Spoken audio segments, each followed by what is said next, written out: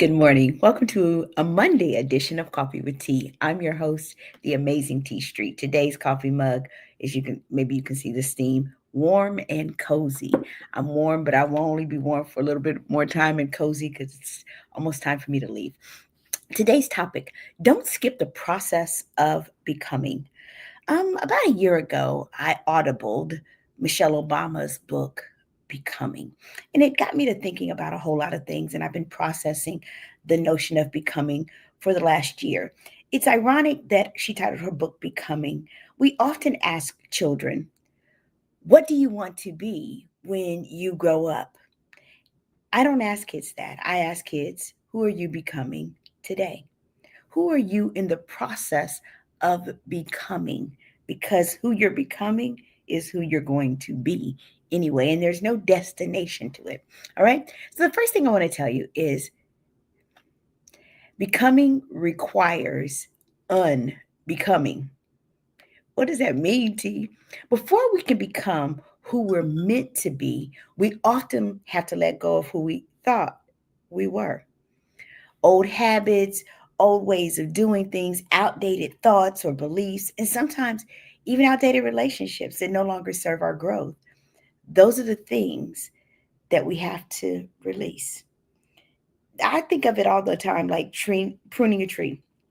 It's not destruction, it's preparation. When I cut off the dead parts, it allows for new growth.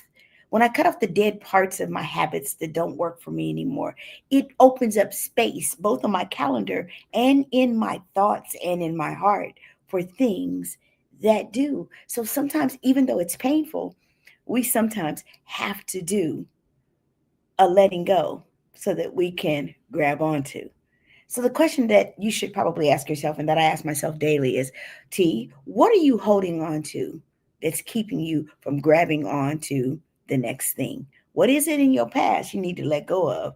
Because if you're holding on with both hands back here, you can't grab on with both hands up here. Because becoming, y'all, is a process.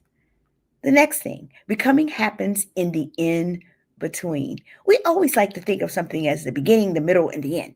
The beginning, the middle, and the end. And of course, if we could, if we're honest, we do the beginning and the middle so we can get to the end. But can I tell you, the becoming part happens in the in between. It actually happens in the middle. And it's in the middle that's messy. We're no longer in the safety of the beginning, and we're not yet in the security of the future. So it makes it hard. We're in our past and in our future, but it's in that middle that becoming happens. It happens right here. That's where we build our character. That's where we learn resilience. It's not at the end that we learn resilience. We learned it in the process of becoming resilient. We learn patience. We learn integrity. So if you feel like you're in a season of waiting, which, oh goodness, I am right now, and you're struggling through that season, or you're wandering and you feel like you're wasting time, you're not.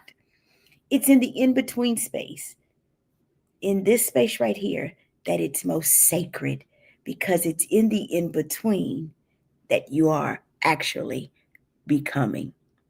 Good morning, Ms. Brown. That you are actually becoming. It's in that in between stage. And finally, becoming is never finished. Isn't that a nice thing to know? I don't have to worry about the end. It doesn't ever end. I'm always evolving. Becoming is a lifelong process.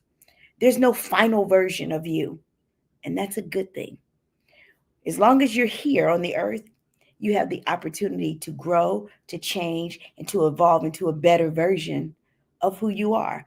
We're constantly learning, we're shedding layers that no longer work, we're gaining wisdom, or at least we hopefully are gaining wisdom, and we're adjusting our course to say, this didn't work. Let me try another course. If we approach life with curiosity, I tell young people the most successful people on the planet are not the smartest, they're the most curious.